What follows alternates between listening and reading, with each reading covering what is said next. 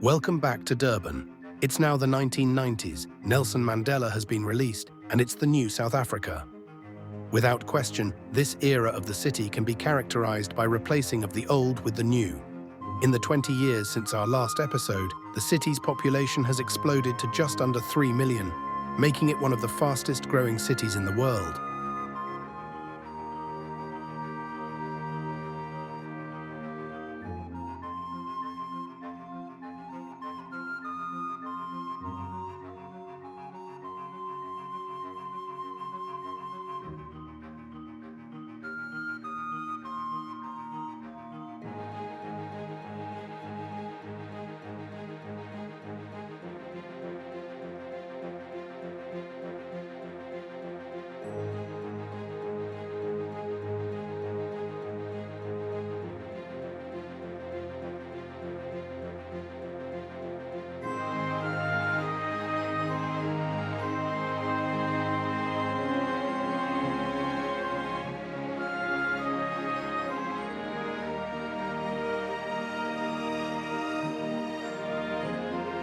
Heading into the CBD on the Western Freeway, we pass the ML Sultan Technicon on the left.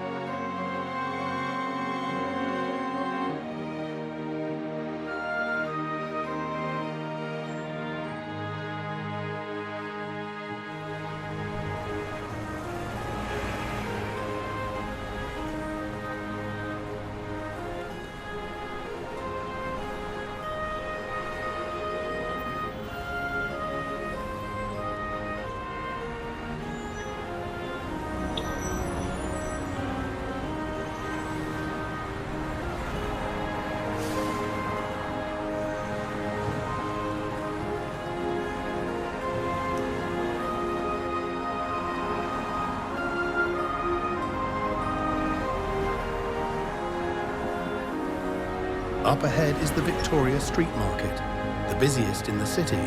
Rebuilt after it was destroyed by fire in the 70s, this is by far the best place to get a bargain.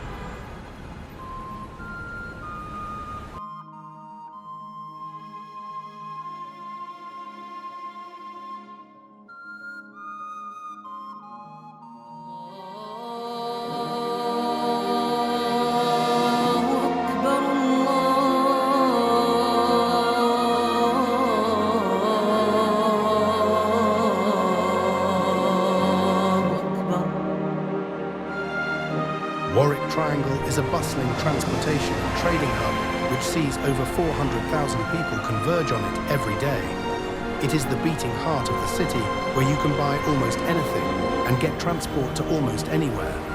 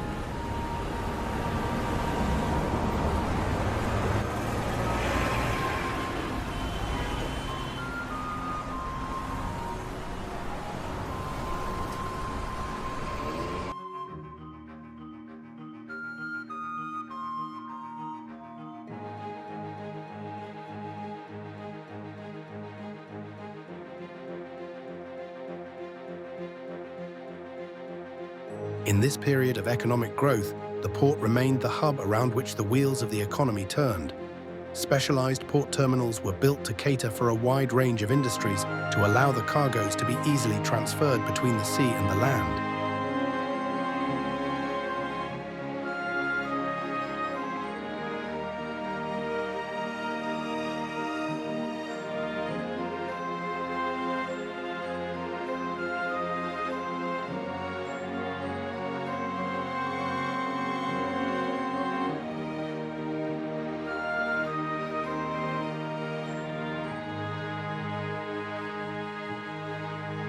To speed the process even further, Durban became the first port in the world to transfer marine pilots via helicopter.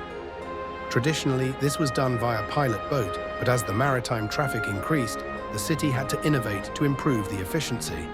Today, this method is used by many other leading ports of the world.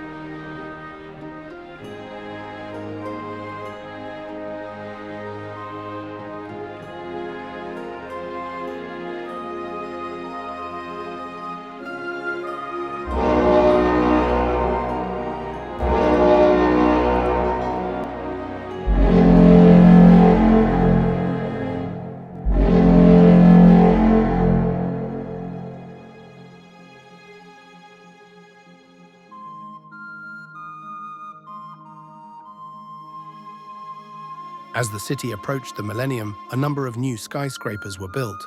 Most recognizable of all is 88 Field Street, the tallest building in the CBD. Others on the list from this period include the old Mutual Center, Mont Blanc, the Embassy Building, and the Holiday Inn Marine Parade.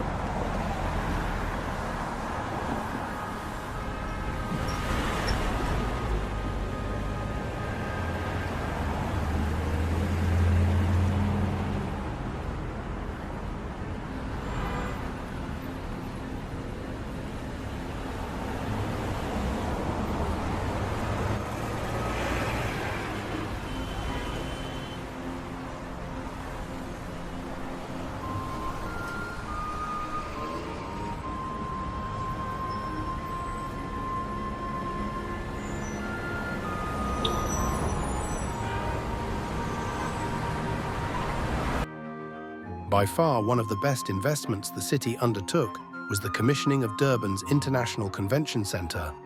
This amazing building has hosted many international gatherings and brings in a lot of business to the city. It is regularly voted the best of its kind on the continent, and when combined with the neighbouring exhibition centre, can accommodate up to 10,000 delegates.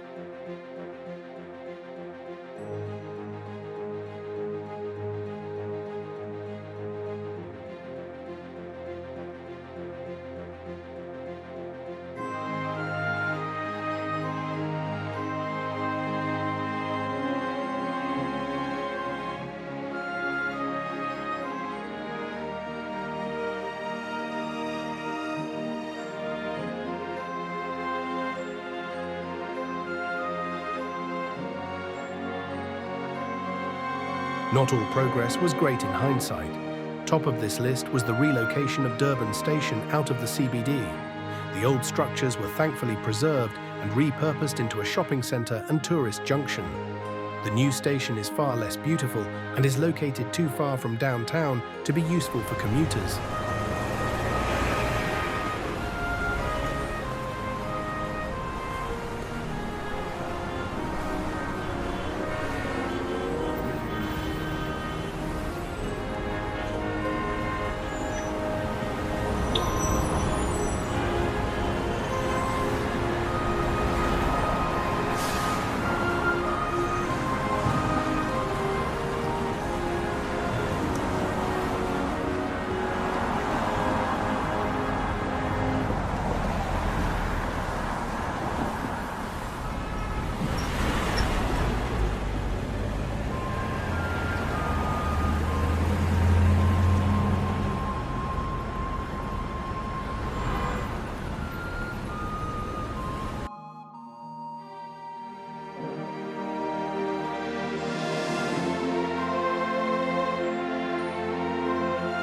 Early on, the city identified sport as a primary point of focus. In this period, the Kings Park Rugby Stadium was upgraded for the 1995 World Cup, adding a second grandstand. In 1998, an Olympic-sized aquatic centre was built nearby.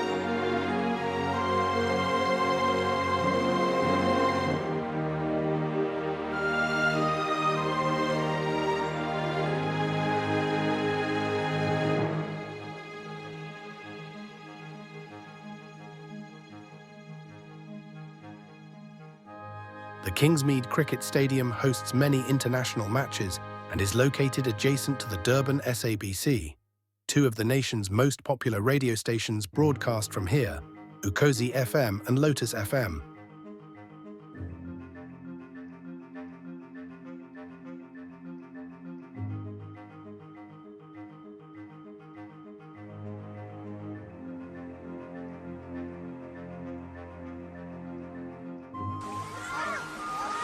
No summer holiday would be the same without a trip to Waterworld. This amazing water park was located just to the north of downtown, near the beachfront.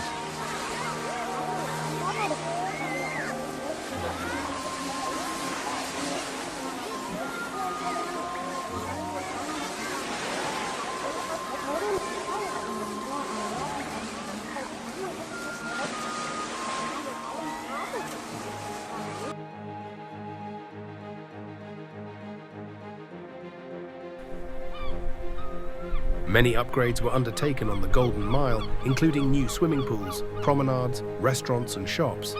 A number of new hotels and apartments were also built.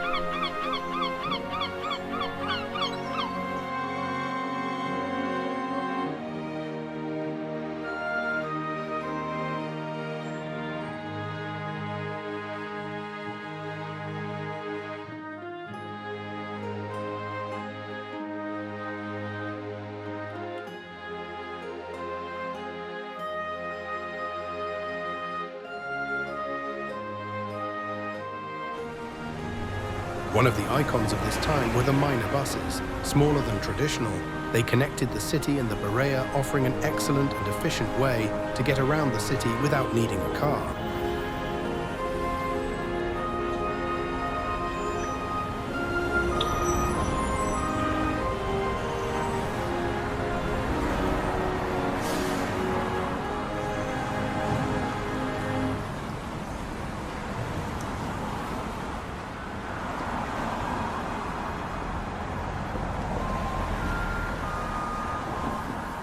Speaking of icons from the time, no venue was more popular than Thirstys. Located near the harbour mouth, it was the best place to have a meal and some drinks and watch the massive ships going by. Sadly, this had to be torn down when the harbour mouth was widened in the early 2000s.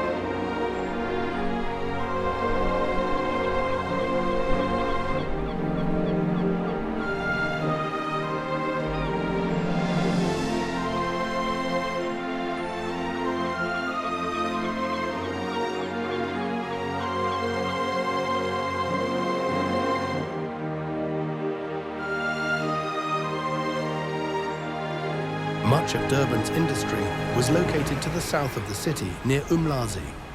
This included the vast Toyota manufacturing complex and two large oil refineries.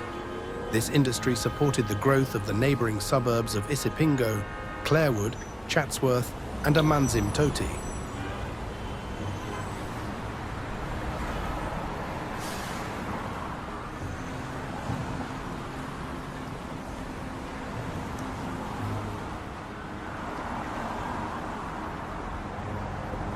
By this time, it was becoming clear that the Durban International Airport was not going to cope with the city's growth in the coming millennium.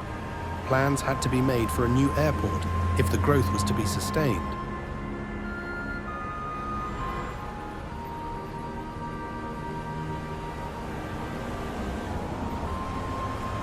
In the late 1990s, the iconic cooling towers of the New Germany power station were imploded, as the facility was now ready for retirement. People gathered in all available vantage points to witness this memorable event.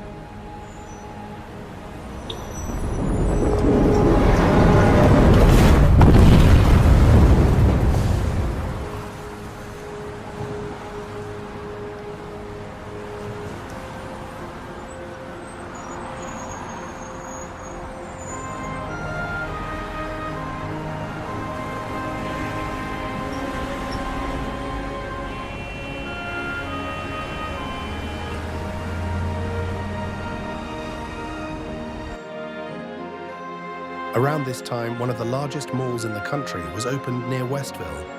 The Pavilion was the first of its kind and was instantly popular from day one.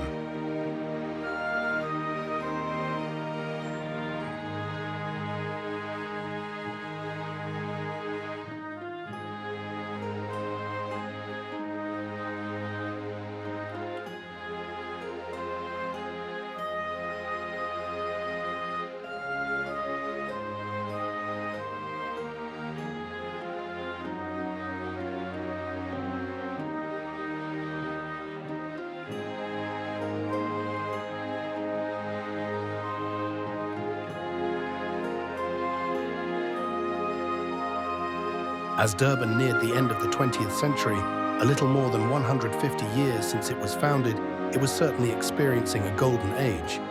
It was growing rapidly, and its residents were doing well. The transition from apartheid had been brutal and violent in parts of KZN, but it seemed the worst was over, and the future was looking bright. In the final episode, we will take a look at the city as it is today. Be sure to subscribe so you don't miss out.